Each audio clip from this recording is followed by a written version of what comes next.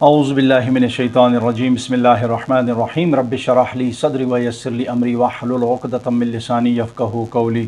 محترم طلباء السلام علیکم۔ آج دیکھتے ہیں سورہ قصص، سورہ نمبر 28، اس کے مختلف مضامین اور اس میں اس کا خلاصہ۔ ٹھیک ہے جی، یہ مکی صورت ہے جس میں بنیادی طور پر حضرت موسیٰ علیہ السلام کی زندگی کے مختلف پہلوؤں کو بیان کیا گیا ہے تاکہ نبی اکرم صلی اللہ علیہ وسلم مسلمانوں کو تسلی، نصیحت اور ہدایت دیں۔ سورت کے مضامین اور خلاصہ میں مختلف چیزیں آئی ہوئی ہیں۔ نمبر 1 مضامین۔ نمبر 1 اللہ تعالیٰ کی قدرت اور تدبیر، یعنی اللہ کی قدرت کا ذکر آیا ہوا ہے اور اللہ کی تدابیر کا ذکر آیا ہوا ہے۔ اللہ تعالیٰ ہر چیز پر قادر ہے اور وہ اپنے منصوبے کے مطابق حالات کو بدلتا ہے، چاہے انسان کچھ بھی سوچے۔ انسان جو بھی سوچے، اللہ اپنی حکمت کے ساتھ اپنی تدبیر کرتا ہے، حالات کو بدلتا ہے۔ جس طرح مثال کے طور پر آیت نمبر 5 جب ہم پڑھتے ہیں سورہ قصص، اس میں اللہ تعالیٰ فرماتے اور ہم چاہتے تھے کہ ان پر احسان کریں جو زمین میں کمزور سمجھے گئے تھے، یعنی ان لوگوں پر احسان کریں جو زمین میں کمزور سمجھے گئے تھے، اور ان کو پیشوا بنائیں اور ان کو وارث بنائیں۔ نمبر 2 دوسرا مضمون، حضرت موسیٰ علیہ السلام کی پیدائش اور پرورش کا واقعہ پھر آ گیا ہے۔ ٹھیک ہے، یہ وہی حضرت موسیٰ علیہ السلام، وہ فرعون کے دربار میں ان کی پرورش پھر کرتے کرتے سارا ذکر۔ نمبر 3 حضرت موسیٰ علیہ السلام کا مدین جانا اور شعیب علیہ السلام سے ملاقات۔ حضرت موسیٰ علیہ السلام ظلم کے خلاف کھڑے ہوئے، پھر مدین کی طرف ہجرت کی جہاں ان کی ملاقات حضرت شعیب علیہ السلام کی بیٹیوں سے ہوئی۔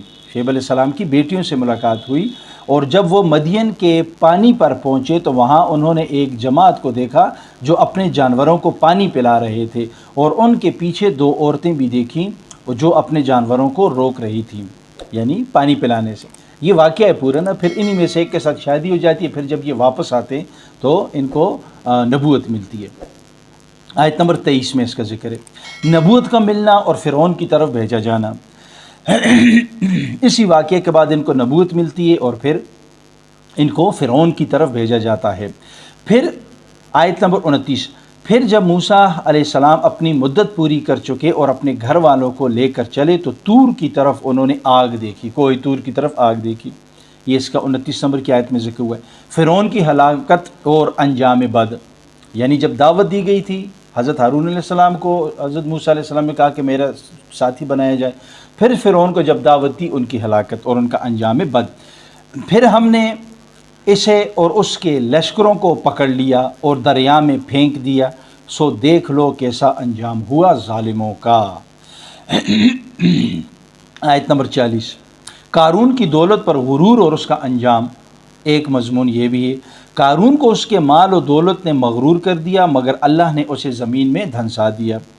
آیت نمبر 81 میں اللہ تعالیٰ فرماتے ہیں، اور پھر ہم نے اسے اور اس کے گھر کو زمین میں دھنسا دیا، پھر نہ اس کے کوئی جتھے ہی تھے جو اسے اللہ سے بچا سکتے، اور نہ وہ خود بچ سکا۔ نمبر 7 ساتواں مضمون، دنیاوی زندگی کی حیثیت اور آخرت کی اہمیت، یعنی دنیا کی زندگی فانی ہے اور اصل کامیابی آخرت کی زندگی میں ہے۔ یہ بھی ایک مکمل مضمون آیا ہوا ہے۔ جب آیت نمبر 60 پہ پہنچتے ہیں، فرماتے ہیں کہ اور جو کچھ تمہیں دیا گیا ہے وہ دنیا کی زندگی کا چند روزہ سامان ہے، اور جو کچھ اللہ کے پاس ہے وہ بہتر اور باقی رہنے والا ہے۔